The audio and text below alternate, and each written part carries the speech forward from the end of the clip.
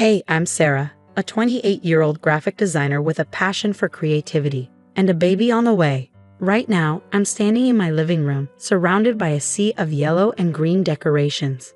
My best friend, Emily, is up on a ladder, hanging the last of the welcome baby banners. Emily, you're a lifesaver, I call out, rubbing my very pregnant belly. I don't know how I have pulled off this gender-neutral baby shower without you. She grins down at me. That's what best friends are for, Mama. Plus, you know I love driving your mother-in-law crazy with all this yellow and green. I laugh, rolling my eyes. Oh God, don't remind me. Linda's been texting me nonstop about the baby's gender. If I get one more old wives' tale from her about how to tell if it's a boy or girl, I'm going to lose it. Right on cue, my phone buzzes. I glance at it and groan. Speak of the devil. Is it her again? Emily asks, climbing down the ladder. I nod, showing her the screen. Now she wants to know if I'm craving salty or sweet. Apparently, that's a foolproof way to tell. Emily rolls her eyes. That woman needs a new hobby. Tell me about it, I sigh, tossing my phone aside. Mark's trying to run interference, but you know how she is. As if on cue, my husband Mark walks in, looking a little frazzled. Hey babe, the nursery's all set up. My dad's bringing the last piece of furniture later. Thanks, hun. How's your mom doing with all this? I ask. He runs a hand through his hair, looking exhausted. Persistent as ever, but don't worry. I've told her 100 times we're keeping it a surprise. Good luck with that, Emily snorts, just as the doorbell rings. It's my parents, Robert and Carol, their arms loaded with gifts and snacks. Sweetie, the place looks fantastic. Robert beams, setting down the boxes. Your mother's right, you've done an amazing job. As we chat, Mark's phone rings. He glances at the screen and sighs. It's Mom again. I better take this. He steps outside, and through the door, I can hear him trying to calm Linda down. Emily sidles up to me smirking. $10 says she's trying to get him to spill the beans about the baby's gender. I shake my head. No bet. That's a sucker's game. As the day goes on and more friends and family arrive, the house buzzes with excitement. But I can't shake the nagging feeling that Linda's up to something. Every time Mark's phone rings, I tense up. Later that night, as Mark and I are getting ready for bed, I finally bring it up. Hun, is your mom okay? She seems extra intense about the whole gender thing. Mark sighs, pulling me close. You know how she is. She just wants to be involved. But don't worry, I've got it under control. I nod, trying to believe him, but as I drift off to sleep, I can't help but wonder what Linda might have up her sleeve for tomorrow. The morning of the baby shower arrives, and I wake up feeling a mix of excitement and nerves. As I'm getting ready, Mark walks in, looking anxious. Hey, you okay? I ask. You look like you've seen a ghost. He rubs his hand through his hair. Just got off the phone with my mom. She's acting weirder than usual. She kept talking about having a big surprise for us. I don't like the sound of that. I try to brush it off, but the unease lingers as the guests begin arriving. This spread looks amazing, my friend Rachel exclaims, eyeing the buffet. Thanks, Emily really outdid herself, I say, feeling proud. But just then, Emily rushes over, looking flustered. Sarah, we've got a problem. The cake decorator mixed up the order. The cake says it's a boy. What? No, this can't be happening. Don't worry, I've got a plan, Emily assures me. We'll just scrape off the boy part and replace it with baby. Crisis averted. As we're dealing with the cake disaster, the doorbell rings. Mark goes to answer it, and I hear his shocked voice from the hallway. Mom, what is all this? I turn to see Linda barging in, flanked by a small crowd of people I don't recognize. She's holding a bouquet of blue balloons, and there's a man in a white coat beside her. Surprise, darling, Linda announces, practically glowing. I've brought the party to you. What's going on, Linda? I ask, my voice shaking slightly. Well, since you two are being so stubborn about keeping the gender a secret, I decided to take matters into my own hands. Everyone, I'd like you to meet Dr. Thompson, sonogram expert extraordinaire. The man in the white coat gives an awkward wave. Mom, what are you doing? Mark hisses, mortified. I'm revealing the truth, dear, Linda declares proudly. It's a boy, and I have the proof. She pulls out a folder and waves it around for everyone to see. I have the latest sonogram pictures right here, Linda says triumphantly, holding up a folder. Dr. Thompson will examine them and confirm what I already know. I feel my face burning with a mix of anger and embarrassment. Linda, that's enough. This is our baby, our choice. You have no right. Oh, pish posh, Linda interrupts, waving her hand dismissively. I'm the grandmother. I have every right to know. Before I can respond, Emily steps in, trying to smooth things over. Hey everyone, why don't we move on to some fun baby shower games? I've got a great one where we guess the baby's birthday. But Linda isn't having it. She marches straight to Dr. Thompson and thrusts the folder into his hands.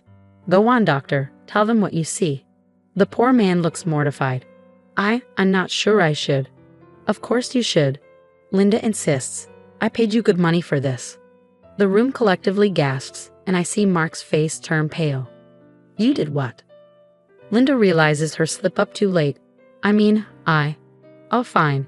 Yes, I paid him, she huffs, then adds, and I've been talking to your obstetrician too, Sarah, trying to get the truth out of her. But she wouldn't budge, even when I offered a very generous donation. My stomach churns. You tried to bribe my doctor. Linda, that's illegal. Chaos erupts. Mark is in a heated argument with his mother, voices overlapping. How could you do this, Mom? This is a complete violation of our privacy. I was just trying to help. You two are being ridiculous with all this secrecy. I can't take it anymore. I storm out of the room and lock myself in the nursery. Sitting there, surrounded by the soft yellows and greens we chose for our baby, I can still hear the argument outside. This was supposed to be a happy day, but now it's a complete nightmare. It's been 3 days since the baby shower disaster, and I'm still reeling. Sitting at the kitchen table, staring at my phone, I feel numb. Mark walks in and sits beside me. How are you holding up, babe? Honestly, I feel like crap, I say, shaking my head. Your mom violated our privacy, tried to bribe my doctor, and ruined what was supposed to be a special day. Mark sighs, running his hands through his hair. I know, I'm so sorry. I've been trying to talk to her, but she's just not listening. Before I can respond, my phone buzzes. It's Emily. I pick it up. Hey, Em, what's up? Sarah, you're not going to believe this. Remember Dr. Thompson from the shower? I did some dating. He's not a doctor at all. He's an actor Linda hired. I nearly dropped my phone. Are you serious? How did you find out? I recognized him from a local theater production. I called the theater and they confirmed it. His real name is Steve Daniels. I relay the information to Mark, and I can see his face turn red with anger. That's it, he says, standing up. I'm calling my mom right now. He puts the phone on speaker, and when Linda answers, she sounds cheery. Hello, dear. Have you finally come to your senses about the gender reveal? Mark's voice is ice cold. Cut the crap, Mom. We know about the fake doctor. How could you do this? There's a pause before Linda responds, her voice defiant. I did what I had to do. You two were being absurd with all this secrecy. I can't hold back anymore. Linda, he had no right. You violated our privacy and possibly broke the law. Oh, please, she scoffs. I'm the grandmother. I have every right to know about my grandchild. Mark's jaw tightens. No, Mom, you don't. And until you can understand that and apologize, we're going to need some space. He hangs up, leaving a heavy silence in the kitchen. I feel emotionally drained. I need to file a complaint with the hospital, I say. If she tried to bribe my doctor, who knows what information she might have gotten. Mark nods. I'll go with you. We need to get to the bottom of this. The next day, we sit in the office of the hospital administrator. The woman across from us looks grave. Mr. and Mrs. Johnson, I want to assure you that we take patient privacy very seriously. We will conduct a full investigation into this matter. As we leave, Mark's phone rings. It's his dad, George. Son, we need to talk. Can you and Sarah come over? When we arrive at Mark's childhood home, George looks tired and upset. I'm so sorry, both of you, he says, leading us to his study. There's something I need to show you. He pulls out a box filled with papers. Your mother? This isn't the first time she's done something like this. I've been keeping track over the years. She's always had trouble respecting boundaries, especially when it comes to family. Mark looks stunned. Dad, why didn't you ever say anything? George sighs heavily. I thought I could manage her behavior, but after what happened at the shower, I realize I've been enabling her. It's time for this to stop. He hands us the box. Inside are letters, emails, and even legal documents detailing Linda's past manipulations. There was an incident with your cousin Jenny's wedding, George explains. Linda tried to change the venue without telling anyone because she didn't like the original choice. And when your brother Tom was applying to colleges, Linda submitted applications in Tom's name to schools he didn't even want to attend. I feel a mix of vindication and sadness wash over me. George, thank you for showing us this. It helps to know we're not alone in dealing with her behavior. Mark puts his arm around me, his voice steady with resolve. We're going to get through this, Sarah, together. And we're going to make sure our baby is protected from this kind of manipulation. After reviewing the evidence George provided, Mark and I sit in our living room, discussing our next move. I can't believe it's come to this, but I know what needs to be done. I think we need to take legal action. Mark nods, determination etched on his face. You're right, we need to protect our family. I'll call a lawyer first thing tomorrow. The following day, we're sitting in Attorney Johnson's office. After listening to our story, she leans forward, her tone serious. Based on what you've told me, we have grounds for a restraining order, and possibly charges for invasion of privacy and harassment. What about the hospital? I ask. Shouldn't they be held accountable too? We'll start with the restraining order against Linda. Johnson advises. We'll address the hospital situation separately. A week later, we receive a call from the hospital administrator. Mrs. Johnson, we've completed our investigation. I'm deeply sorry to inform you that one of our nurses, under pressure from your mother-in-law, did leak some of your confidential information. I feel my anger rising. What's being done about this? I ask, struggling to stay calm. The nurse has been terminated and we're implementing stricter privacy protocols. We'd also like to issue a formal apology and discuss compensation for this breach. After hanging up, I turn to Mark. Well, at least they're taking it seriously. Small consolation, he mutters. But it's something.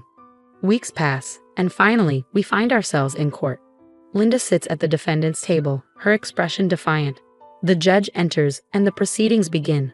Our lawyer presents the evidence.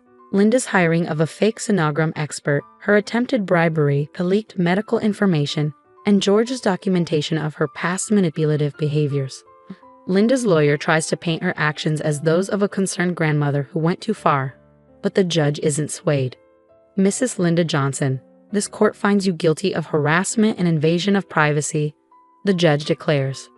You are hereby fined $10,000 and ordered to attend mandatory therapy sessions to address your controlling behavior. I squeeze Mark's hand as the judge continues. Furthermore, a restraining order is granted. You are to have no contact with Sarah and Mark Johnson unless they initiate it. As we leave the courthouse, Mark turns to me, his eyes filled with remorse. Sarah, I'm so sorry. I should have stood up to her years ago. From now on, our family comes first. Always. I take his hand, feeling the strength of our bond. We're in this together, Mark. We'll get through it. Months pass, and the big day finally arrives. I'm in the delivery room, Mark by my side, when our beautiful baby boy enters the world. As I hold him for the first time, all the struggles and heartache fade away. He's perfect, Sarah, Mark whispers, awe in his voice. Absolutely perfect. George beams as he cradles his grandson. He's got your eyes, Sarah, he says proudly, and Mark's nose. Emily adds with a laugh, he's a perfect blend of you both. As our friends and family celebrate with us, I look at Mark and our son, feeling a deep sense of peace and strength. We've been through so much, but we've come out stronger, ready to protect our little family from any toxic influences. Now, I have a question for you. If you were in my shoes, would you ever consider forgiving Linda and allowing her back into your child's life? Or do you think some actions are truly unforgivable when it comes to protecting your family?